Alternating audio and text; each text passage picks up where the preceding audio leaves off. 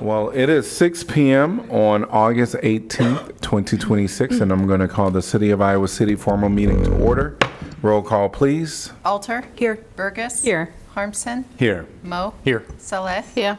Teague. Here. Wyline. Here. So I want to welcome everyone to your council chambers, and to those joining us, welcome, virtually welcome as well. We're going to move on to items number 1, which is actually items number 2 through 6, which is a motion to approve the consent calendar.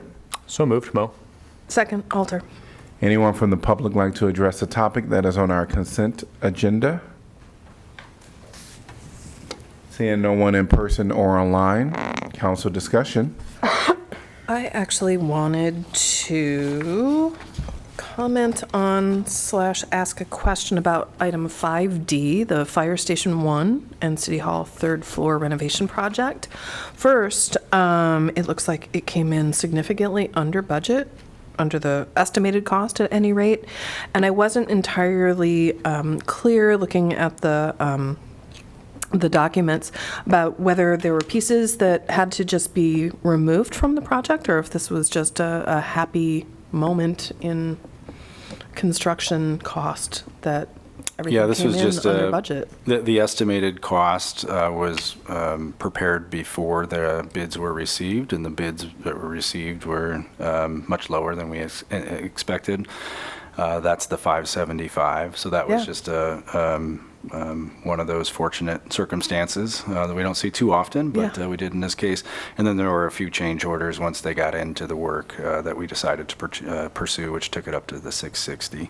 And if you want to look at those change orders in that, anytime we do this closeout, there's a linked engineers report in there, and that'll give you a summary of those change orders. So in this case, it looks like there was sink and countertop addition and a whole list of different things there. But this was just a circumstance of a really good bid. That's great. And if we wanted to get a tour, Absolutely. Just reach out to us and the city manager's that would be office, and we'll take care fantastic, of just that. because I remember what that looked like pre-reno. Yes. So that would be really cool. So will do. We'll Thank put that you. out to everybody that's interested, and Cool. happy to do that. Thanks. Great. Any other discussion? Roll call, please. Sala. Yes. Teague. Yes. Wyline. Yes. Alter. Yes. Burgess. Yes. Harmson. Yes. Mo. Yes. Motion passes 7-0. We're at item number 7, which is community comment. This is an opportunity for anyone in council chambers to comment on anything that is not on our agenda. If you want to comment on anything not on our agenda, please come forth at this time. Seeing no one, I'm going to close community comment. We're on item number 8, which is planning and zoning matters. 8A is local landmark rezoning, 204, 210, and 214 North Gilbert Street and 402 East Market Street. Ordinance rezoning property located at 204, 210, and 214 North Gilbert Street from commercial office zone to commercial office with a historic district overlay, and 402 East Market Street from central business zone to central business with a historic district overlay. I'm going to, the staff has requested expedited action. I move that the rule requiring that ordinances must be considered and voted on for passage at 2 council meetings prior to the meeting at which it is to be finally passed be suspended, that the second consideration and vote be waived, and that the ordinance be voted on for final passage at this time. Moved by Mo, Second. Burgess. seconded by Burgess. Anyone from the public like to address this topic, please come forth at this time. You'll be given 3 minutes to state comments, and I know that you placed your name there, so thank you. Welcome. Please state your name and city you're from. My name is Richard Teagues. I live in Coralville, and I am president of Iowa City Community Theater at the present time. We would like to thank the council and its commissions for considering this. Mary Ellen Hudacek left the properties to the community theater with the hope that we would be able to achieve what she was not able to during her lifetime, is in getting the historic designation for them. They are representative of the Czech immigration into our community. Hudacek, if my Czech translator is correct, means poor things. And the Hudacek family was far from poor things. They gave a rich tapestry of service to the community. Joe, the patriarch that I was privileged not to know, but should have known because I was in town by that time, worked for the post office. And Mary Ellen, of course, was a legal secretary in the community that many people knew, and as well as a leader in our community theater. And then Brother Bill was had an impeccable driving record out at Hawkeye Foods. And we are very, very proud of the Hudacek family, and we're very glad to have worked with you in getting that designation. Thank you very much from the bottom of our hearts. Unfortunately, the theater is not in the business of owning properties, so this overlay is an important one for us so that we know that the Hudacek heritage can continue on into the future. Thank you. Thank you. Anyone else like to address this topic? Seeing no one in person or online, I'm going to close the community comment council discussion. Don't want to repeat too much from last week, but thank you to the Iowa City Community Theater for making this happen. Yeah, really, really went above and beyond for the folks who live there and make sure that community still has a place. So thank you. I think it means more than you know. So thank you. I agree. Roll call, please. Teague, Yes? Wyline, Yes. Alter, Yes. Burgess, Yes. Harmson, Yes. Moe, Yes. Sala. Yes. Motion passes 7-0. Can I get a motion to pass and adopt? So moved, Mo. Second, Saleh. Roll call, please. Wyline, Yes. Alter, Yes. Burgess, Yes. Harmson, Yes. Moe, Yes. Sala, Yes. Teague. Yes, motion passes 7-0. We're at item number 9, which is a regular formal agenda. 9A, Iowa City Endowment for the Arts Agreement. Resolution approving a designated endowment fund agreement between the City of Iowa City and the Community Foundation of Johnson County to establish the City of Iowa City Endowment of the Arts. Could I get a motion to approve, please? So moved, Mo. Second, Wyline. All right, we're going to get a presentation by Rachel Kilberg-Varley, but you're going to give us items 9A through 9C. Welcome. Hi, Hi, Mayor and City Council. Yes, I will present on the next 3 agenda items because they're all very closely related. So it'll be easiest to explain it that way, and happy to answer any questions at the end or along the way. Sure. So kind of how the 3 items that shown on your agenda kind of nest within each other. So the first item is the Arts Endowment Agreement with the Community Foundation. So that's what essentially establishes the fund. The second item will be the our own internal policy on how we will manage, access, and use that endowment. And then the third item is the Arts Anchor Fund policy. That's a program named within the endowment policy as an eligible use, and so that will describe how that specific funding program will work. So first, I just want to back up and kind of give you a little bit of context and history on how we got here, which you're all familiar with, but we'll just do a quick reminder. So for many years, the arts organizations that we have funded through with city funding have been demonstrating greater financial need and expressing that to us, while they are also sharing a heightened level of community impact that they've been able to make. As you all know, we've experienced several years of stronger budget headwinds, and so the city has not been able to be as responsive to that need as we'd like to. So this is one way that we can kind of respond to that. And then in addition, there has not always been a clear and transparent process as to how these funds go out. Although they annually have gone through the Council Economic Development Committee, the amounts themselves have kind of come up over the years at different times during different budget conditions, and then they just kind of became status quo over time without really any program or criteria defining what that should be. And then we kind of are aware, we know that this is happening. There's a lot of examples of collaborative efforts. We have the Culture and Entertainment District, X Marks the Arts, Free Week, Arts Alliance. These are just a few examples of really collaborative efforts that have been led by our public art partners, or I'm sorry, our arts and culture partners that we fund, and they have really been at the center of all of that. So those are some of the kind of driving factors that all pointed us towards the strategy that we're going to talk about today. And these were kind of some of the goals that we had laid out at the start of that, which was to kind of, again, respond to that need, increase support, continue to ensure collaboration, which we know leads to a stronger economy locally. Also gradually shifts our funding out of the general fund, where, as you know, the pressure is compounding, and instead towards this more sustainable and flexible source, and then partner with the community foundation to do that. So this is just kind of a look at that overall big picture strategy again. So the graph on the left, which shows the support breakdown, kind of shows where the funding would go.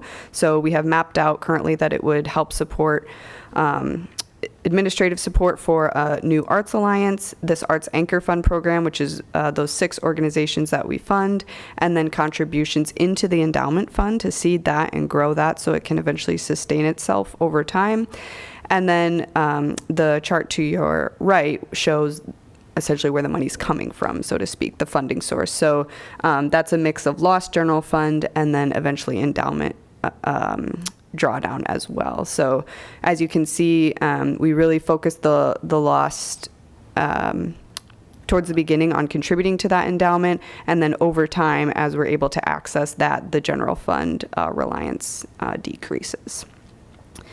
So I just want to point out a few key moments. So first I'll point out that the support for these arts organizations increases in FY27, FY28, and then after about year 5 or 6 when we think we can start drawing down from that endowment. So we have built in a few bumps for them.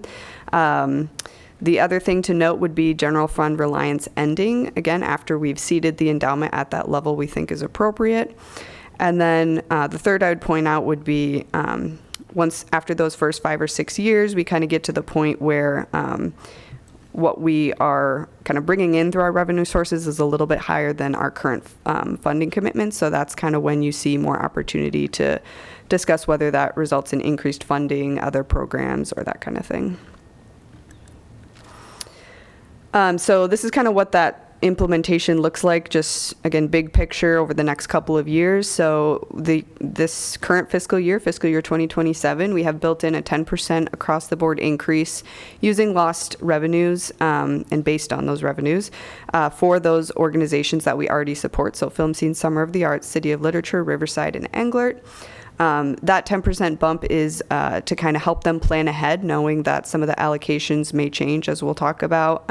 That's to help them be planful about that. And then the other focus this year would be to begin our first contribution into the endowment fund, and then to also provide some operational support to an Arts Alliance as they get up and running.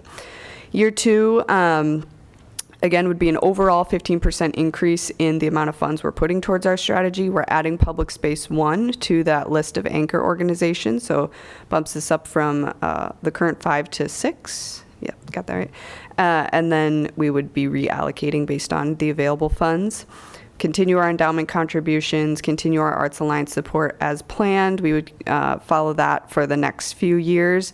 And then about approximately year 6 or fiscal year 3033 is when we'll reach the threshold that we have projected is necessary to sustain the endowment. So at that point, we can either choose to end or decrease those contributions going forward, start our drawdown, which brings in more revenue to fulfill our arts funding strategy. And then that provides that new baseline of support as well for the arts organizations that we're funding. So first I'll talk about item 9A, which is that fund agreement with the Community Foundation. So it's included in your agenda packet, and I'll just give kind of a quick overview of the important parts in it. So the agreement is with the Community Foundation of Johnson County, and they manage charitable funds for many organizations across the county, and they will for us for this arts endowment. So that management would include investing any contributions that we make into the fund, and then eventually processing any distributions that we would request out of it. The agreement establishes this fund as an endowed designated fund, which means the contributed principal is intended to remain intact as a permanent source of community capital. And then our distributions out of it would also be capped annually. The next slide will kind of show what our projected returns are based on our planned contributions. Like I've been mentioning, we modeled this to be self-sustaining, but just by creating this endowment fund and this fund agreement, we also create a mechanism for other private contributions if so desired, and that would further grow the fund itself.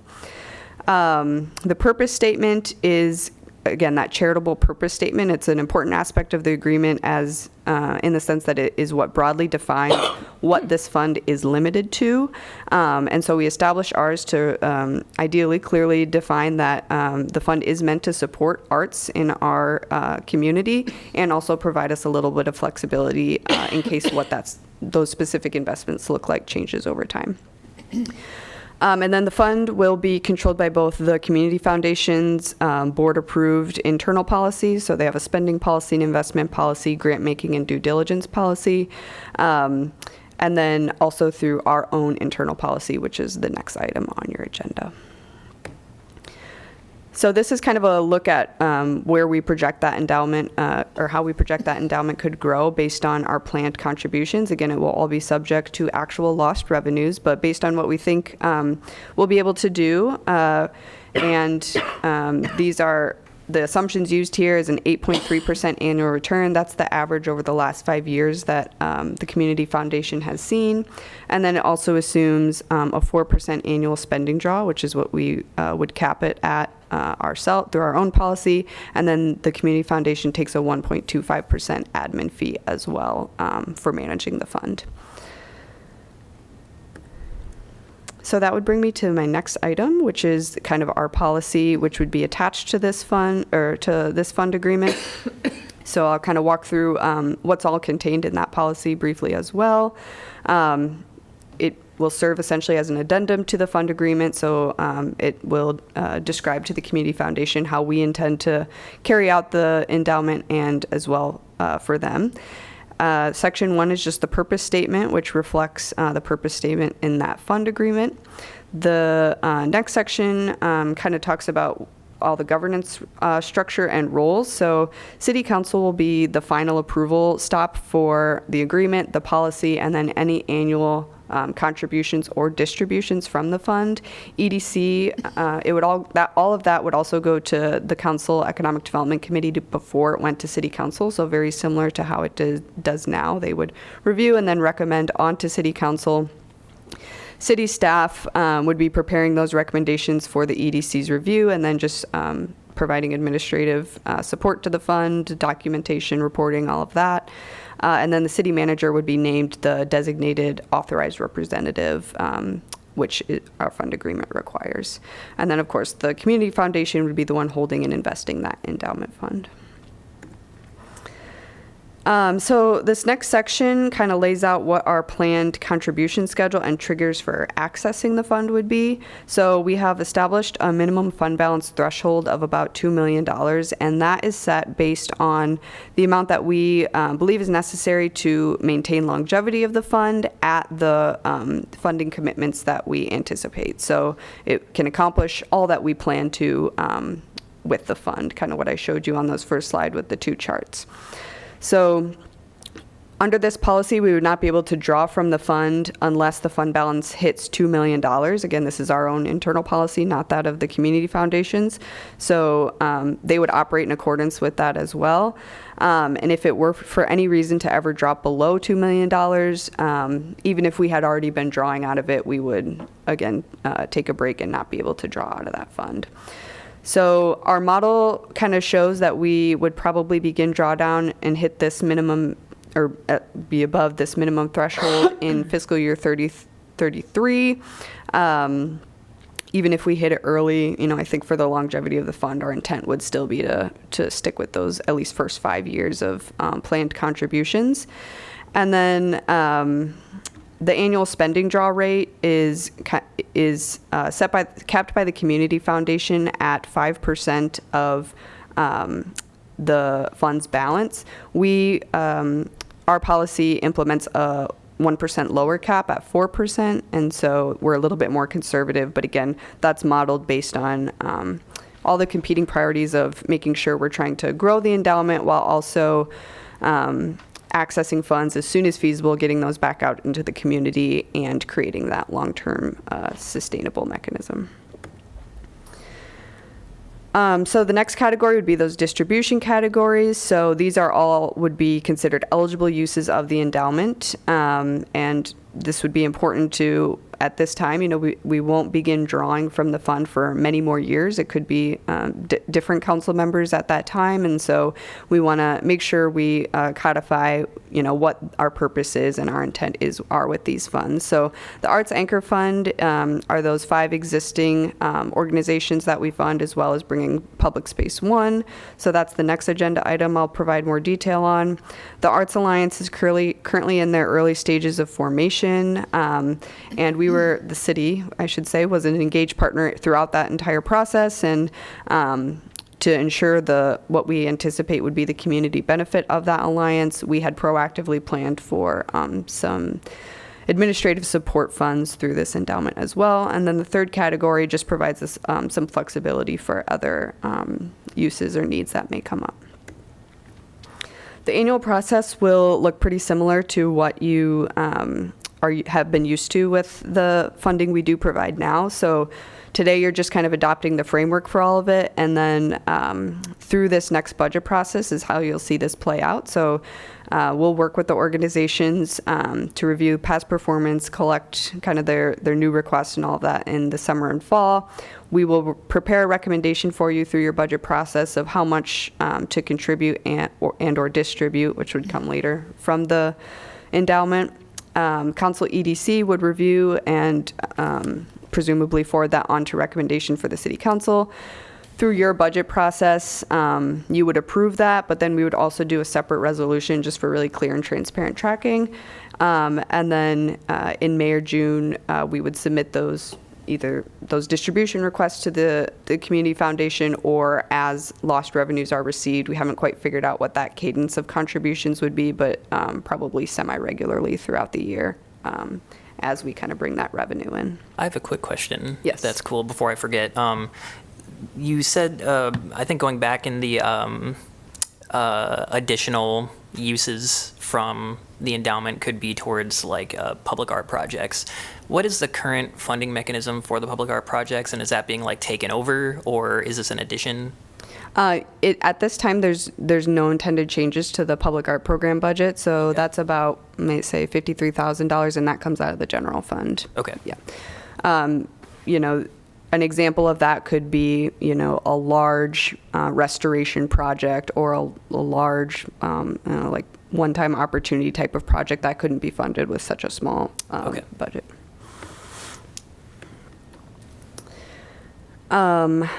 Okay, so that was kind of the internal policy, and then I'll move on again to now we're getting a little more granular with the specifically Arts Anchor Fund program policy.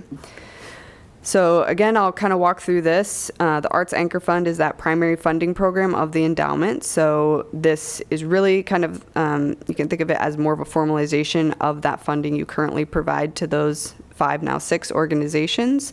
The goals here are based on kind of balancing predictable, stable arts funding and making sure the allocations are equitable without really disrupting what they are receiving now.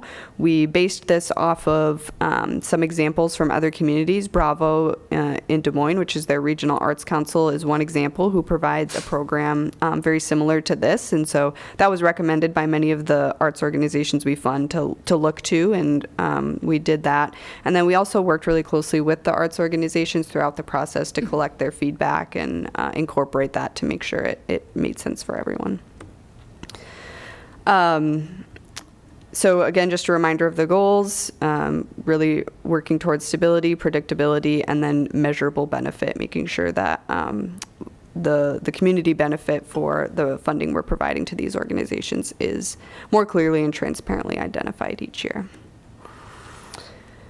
The eligibility, so the policy names who eligible organizations would be. So if you wanted to change who that is, it would require an amendment to this policy. The eligible organizations are sorted into what we call tiers. It doesn't mean that one is higher or better than the other necessarily, but just into 2 categories really. So the first would be public access, which includes City of Literature and Summer of the Arts. And then the second would be those revenue generating organizations. So the Englert Film Scene, Riverside Theater, and Public Space 1. And then the policy also outlines what that eligibility criteria would look like, that they're a nonprofit, they're headquartered and primarily operate within city limits. They have that arts-focused mission. They've been conducting programming for at least 10 years.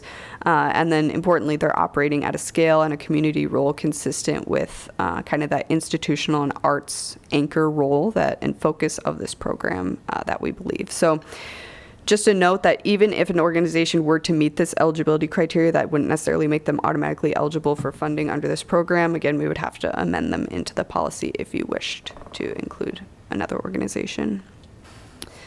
So the funding tiers themselves are, again, based on these kind of 2 categories. So the first is the public access, and that's largely defined by mostly free programming. So they have little to no opportunity for earned revenue generation, and that's where Summer of the Arts and the UNESCO City of Literature falls in. And then the tier 2 is the earned revenue. So they typically have a more diversified funding model and a participation model. So they have higher earned revenue potential through tickets or rentals or memberships, things like that. And then while many of them do offer lots of free programming, they also rely heavily on paid programming to make up a significant portion of their budget. And then within each of these tiers, there are further categories by budget size, just recognizing again that those smaller organizations might require a slightly larger proportional investment to achieve kind of a similar level of support. And then as they grow and mature, ideally, they have access to more revenue sources and greater capacity and don't need to be as reliant on our public funding support. So again, this slide in particular was drawn especially from those Bravo, Des Moines materials, as well as the feedback from the arts groups. They helped a lot with kind of refining where this should slot in. So this is just to give you an example. Like I said, we're not making any recommendations today or allocations today, but these would be kind of the projected funding levels as we go into this fiscal year 2028 budget season. So these funding ranges you see here are really intended to provide a framework for their allocation. It could change year to year based on current conditions or need or whatever that may be. As you look at the kind of total in the bottom of that approximate range category, you can see that we will have about $315,000 available in fiscal year 2028. So not everyone could be funded at their highest possible level. For each organization, you can kind of see they're falling in a range currently. That's kind of going back to some of this inconsistency we've seen. Some are already pretty close to their max, some are very low, some are kind of right in the middle. So we did have that conversation with all the arts orgs, and they really understand that they might see some shifts as we kind of reallocate these funds and move forward. And then the process is very similar to the endowment process that I described, and very similar to what they're doing now. They will submit their annual reports, budgets, all of that to me in the fall as we prepare for the budget season. Our staff will prepare a recommendation for the Council Economic Development Committee to review, forward on to the full City Council. Again, City Council would approve that through both the budget process itself and then also a separate resolution. And then we would execute the funding organizations with each organization and pay those payments out. We also incorporated some kind of defined the methodology and criteria that funding awards would be based on. So it'll be based on the total overall funding available, again, those funding ranges that they fall in based on their tier and budget size, and then the merit criteria listed here. So community impact, collaboration, contribution, public access and equity, financial status and stability, and then economic impact. So very similar, again, to what they've already been reporting, but it formalizes and makes it really clear for everyone what we're expecting to see back from it. And then each year they would report to us their prior year operating budget and financial review. We would require a third-party 990, an annual report, which kind of describes their activities, impact, any of those metrics related to that criteria, an expenditure report of the last funding award they had and how they spent those funds, and then kind of their intent for any funds that they would be awarded for the upcoming budget year. And then the final section would be just noting that an amendment would be required to change anything in the policy by council resolution. So those are the 3 items on your agenda. I know I talked a lot about the mechanics, and happy to answer questions, go back. It was a lot of information, but before we do that, I do just want to say, you know, I've been spending about a year on this, and as I've worked with all these organizations, I've just been so proud with how collaborative they are and really care about each other and the whole arts ecosystem as a whole. So I've just been really proud of them and inspired by them. Thanks. But happy to answer questions you have. I know it was a lot of information. A lot of great information. Yes. Any questions? I have a few. So starting in 9B, just curiosity about the spending drawdown rate, that the cities will be a maximum of 4%, but the community foundation typically is 5%. And I understand they can change that as well, and we could change ours if we change the policy. Is that right? Right. Yep. Other than, I think, our sort of general financial conservatism, is there a reason that we were at 4 rather than just tracking whatever the community foundation's draw percentage is? Yeah, it's based on, so when you look at what our funding obligations would be and kind of the timeline of contributing but not quote unquote locking these funds up too long. You know, we wanted to strike a good balance of making sure we had enough in there to sustain, at least at the current level we are funding, but then also, you know, get these funds back out into the community as quickly as we can. And so a 4% draw rate allowed us to do that faster than continuing to contribute longer and waiting for the 5% rate. That makes sense. And would it then also follow, you may not know this now, but like further into the future, it could be that we would adjust up to the 5 if the returns are good. Certainly right? could, yeah. Mm-hmm. Okay. Yep.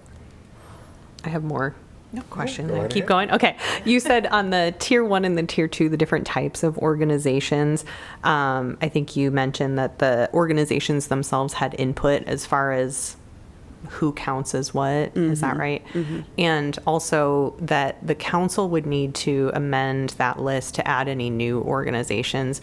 I could imagine that there would be other organizations that as we, you know, invest in this and learn about it, that they would want to be included. Have we considered a process for that? Or will that be like, you know, are we going to keep it closed for a certain period of time? Have you thought about that? Yeah, I've been mostly relying again on that projection we have, understanding that what we have budgeted for based on what we will believe we'll be able to draw from the endowment and then the other funding sources lost in general fund for a while. We wouldn't have any capacity to even consider new funding organizations until that like year 5 or 6, unless of course you wanted to decrease and reallocate across all of the existing funding organizations. So that would have to be a decision of probably the Economic Development Committee and the City Council of whether you wanted to amend in new organizations. But in my mind, that is kind of when that next trigger would happen to consider that. I don't want to be too overly optimistic, but is this whole thing premised on what rate of return for the math to work out? 8.3. Okay. All right. So we're not being like super conservative on that. No, that's the 5-year average. Yeah. Okay. Perfect. And can I ask a tag on that specific question? The change in these policies is just simple ordinance change by the city at a resolution, simple resolution majority. So just We'll have that flexibility Yeah. Okay. in the future.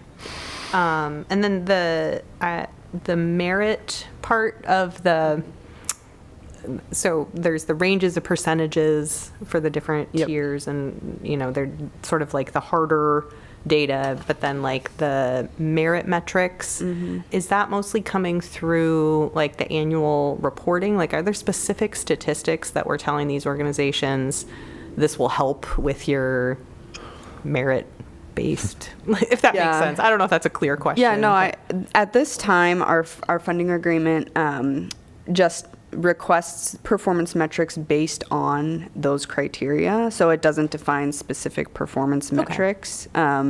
If that was desired, we would want to require that through the funding agreement if you defined those and we had specific, things we were looking back from them. We could define that through the funding agreement. But at this time, it really just asks them to report the data that they believe is valuable based on our goals and priorities, I think. No, that makes sense. Again, these are all out of curiosity.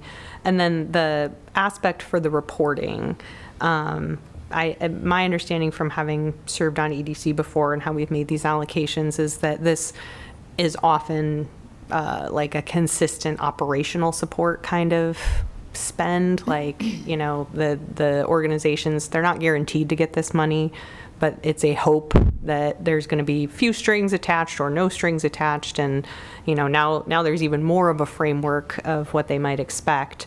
So is there any prioritization, or does it fall into the weighting as far as those softer metrics if, for example, it's just operational expenditures? Like if in the reporting they're like, yep, we funded staff salaries and that's what we intend to do for our award next year.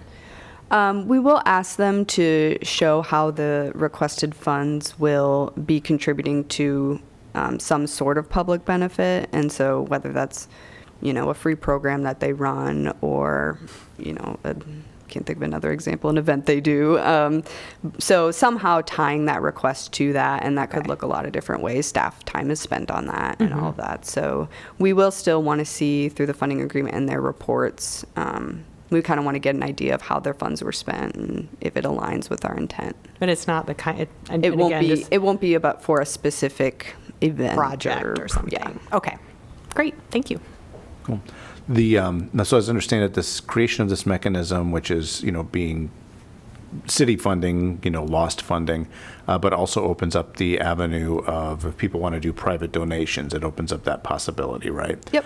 Now, obviously, this is early on. We haven't even approved this yet. So, but has there been any thought about any sort of a campaign that wouldn't overlap into these organizations' own fundraising efforts, but would look towards funding for the sort of the overall arts endowment? Any idea what that might look like?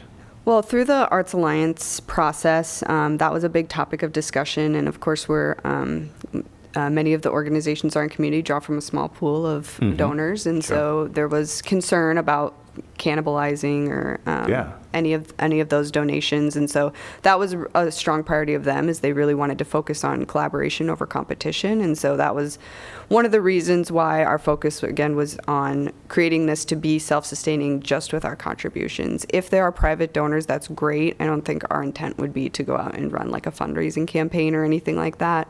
We know it will succeed, or we hope it will succeed based on our plan, but private contributions would just be a perk, I think.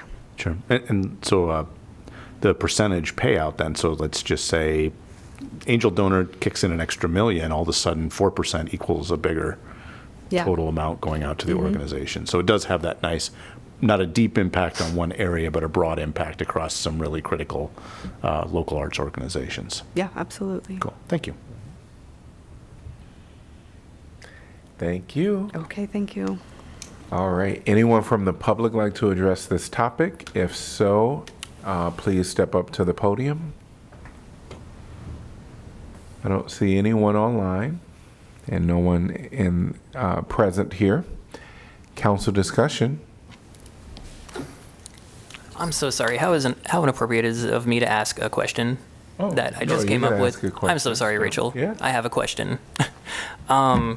With this, when it comes to a broad coalition of people, organizations that probably have different opinions sometimes about how things should be run, I've reached out to as many as I can, and but I sorry, this is a weird question, but what do you think the internal conversations has there been any in particular conflicts or disagreements that have been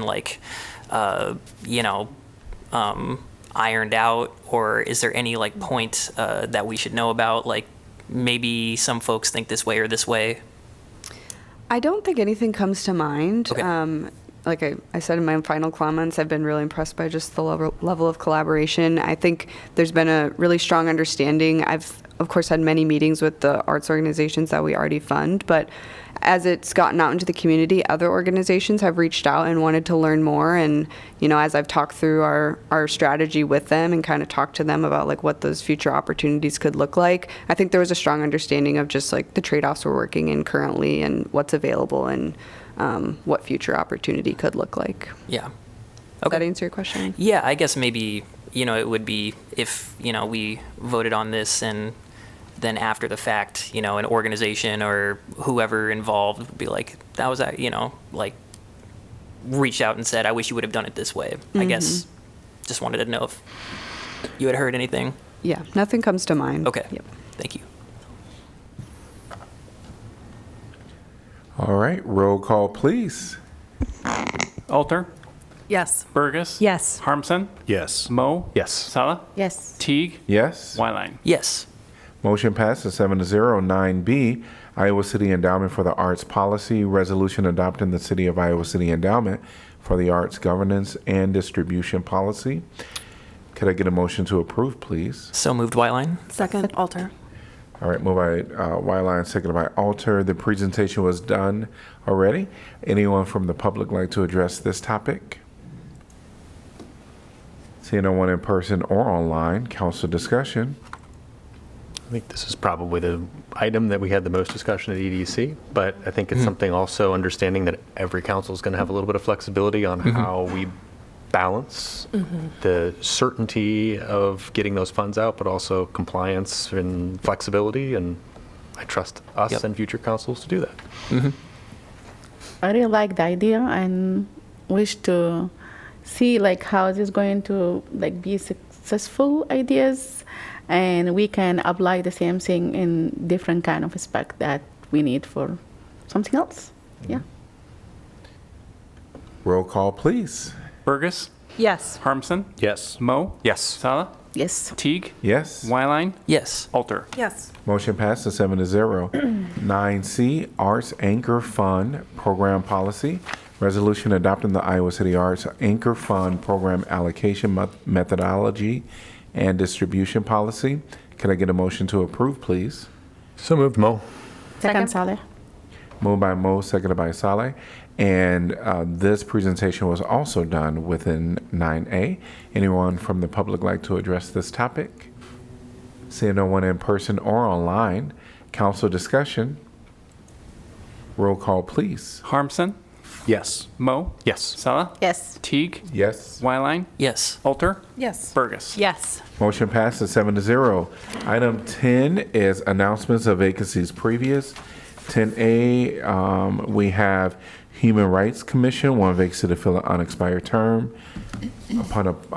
We have applications must be due, must be received by 5 p.m. Tuesday, August 25th, 2026.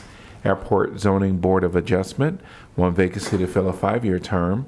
Airport Zoning Board of Adjustment, one vacancy to fill a 5-year term. Board of Appeals, one vacancy for a licensed electrician to fill a 5-year term. Board of Appeals, one vacancy for an HVAC professional to fill an unexpired term. Historic Preservation Commission, one vacancy for a Brown Street representative to fill a 3-year term. Historic Preservation Commission, one vacancy for a Jefferson Street representative to fill a 3-year term. Historic Preservation Commission, one vacancy for Woolon Avenue representative to fill a 3-year term. Vacancies will remain open until filled. We are at item number 11, which is City Council information. You were there, Mayor. I don't know if I saw anybody else, but we went to the new neighborhood center ribbon cutting. It was, Beautiful. I cried. You know, like that library is so good, and the staff there is so knowledgeable, and it's just such a good facility. What a good location too, I'll say. Yeah. Perfect location where the need is for childcare services. So, great. I am not sure if I'm allowed to do this. I'm on a board that's through the county on early child care. So you can give a report. Okay, I'll just leave it You at can that. share information. They're looking for new board members. I'll just leave it at that. Identify the board you're talking about. Yeah. Some board somewhere. No, it's the Early Childhood Iowa Board of Johnson County. And I'm on the nominating committee. If anyone is interested, my email is available, and we can have a conversation. Yeah, So that's all. that's probably good. All right, anything else? We're going to move on to item number 12, report on items from our city staff, city manager's office, Not tonight, thank you. city attorney, Not for me, thank you. and city clerk. All right, we're on item number 13. Can I get a motion to adjourn, please? So move, Sally. Second, Alter. All in favor, say aye. Aye. Any opposed? Motion passes 7-0. We Wowzers. are adjourned.